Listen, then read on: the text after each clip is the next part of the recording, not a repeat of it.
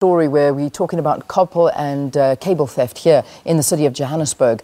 Lucky Sindane, who is the director of the City of Joburg's Forensics and Investigations Unit, joins us now in studio. Lucky, thank you very much for joining us. Welcome to Morning Live. Thank you, Leanne. So just before the news bulletin, we saw an insert which showed that 15 million rands worth of copper cables were discovered here in the city of Johannesburg. Give us a sense of the total market and how it affects the ability of the city of Johannesburg to do its work. Thanks for having me, Leanne. This deprives the residents of the city the quality of service they deserve.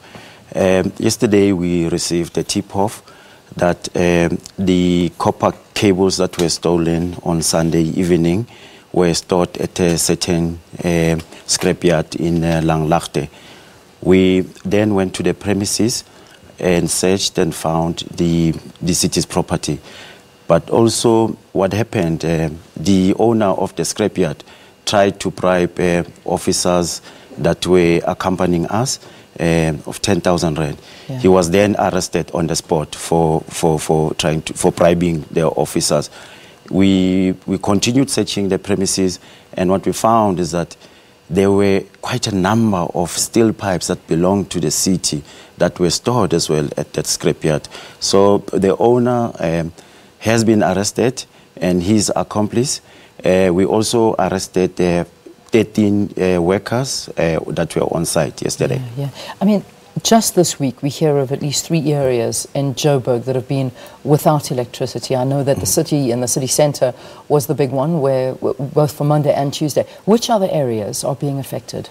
It was only in the inner city, the Johannesburg CBD, that was affected by this power outage. Now, what we understand, and I think it was covered quite nicely in the insert that we showed just before the news, was that these dealers operate right under your noses in the CBD. How do they go unnoticed? You know, and we're dealing with a syndicate here. We are happy that the mayor has put in place measures to combat the scourge of copper cable theft.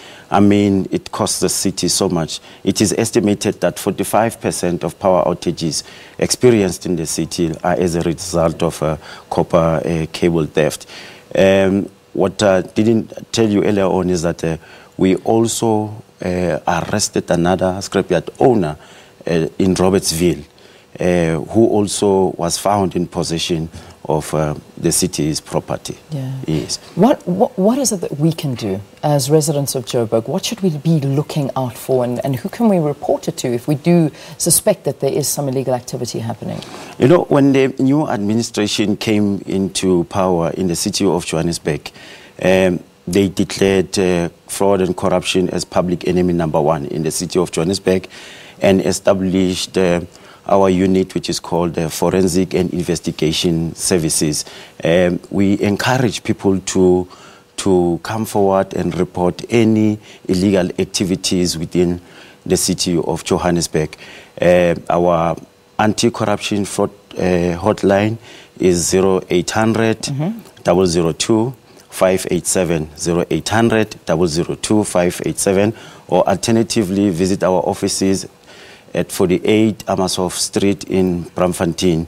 Okay. We have done so much as a unit. You know, we established in November last year, but to date we have uncovered fraud and corruption worth just over 14 billion. Sure. Yes, we've 14 billion. Just again, I just want to end this interview, but just, I mean, if I am there and I'm looking at something happening, I mean, I have heard stories of some friends of mine, in fact, where they actually had a city power truck and they were apparently working on the electricity in the area, but they were stealing the cables. Now, yes. We couldn't tell. They were fully clothed in the van, and yet this is what they were doing. So, I mean, what do we look out for? How do we help you? Just on that one, there are many cases that we're dealing with regards to city power. I mean, I'll make an example where last week we arrested the 2 directors from a company of city power that were paid 66 million for work that they did not do. These directors colluded with city's officials and submitted invoices for work that they did not do. Yeah. Further to that, the contractor also submitted a fraudulent bank guarantee of 14 million to the city. Now, they were arrested and released on bail of 20,000 each.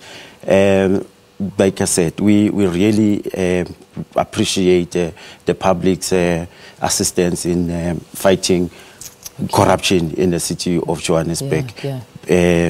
Corruption, we vigorously investigate any allegations of fraud and corruption brought before the unit. We leave it there. Lucky, thanks for talking to us. Lucky Sindane is the head of the, not the head, he's the director at the City of Joburg's Group Forensic and Investigation Unit, giving us an update on this raid yesterday where illegal copper dealers tried to bribe authorities after being found out. So that number, 0800 002 587, report any suspicious behavior in your area. Let's take a break.